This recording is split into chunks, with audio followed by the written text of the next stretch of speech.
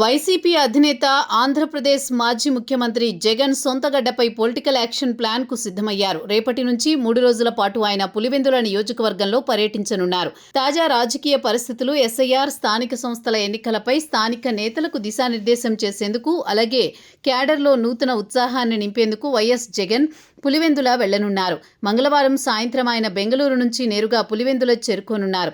జగన్ పర్యటనలో ప్రజా దర్బార్ను నిర్వహించబోతున్నారు. బుధవారం మధ్యాహ్నం నుంచి పులివెందులలోని తన క్యాంపు కార్యాలయంలో కార్యక్రమం ప్రారంభం కానుంది. క్షేత్రస్థాయిలో ప్రజలు ఎదుర్కొంటోన్న ఇబ్బందులను స్వయంగా తెలుసుకోవడంతో పాటు తాజా రాజకీయ పరిణామాల నేపథ్యంలో పార్టీ శ్రేణులకు గట్టి భరోసా కల్పించేందుకు జగన్ ఈ వేదికను ఉపయోగించుకోనున్నారు.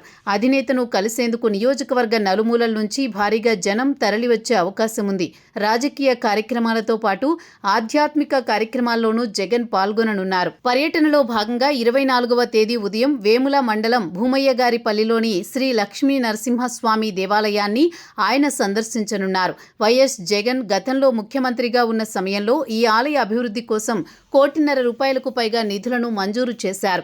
దీనికి తోడు కడప ఎంపీ వైఎస్ అవినాష్ రెడ్డి నిధులు, పాడా నిధులు, దాతల విరాళాలు అన్నీ కలుపుకుని దాదాపు 2.5 కోట్లతో ఈ ఆలయాన్ని సర్వాంగ సుందరంగా ప్రతిష్ఠించారు.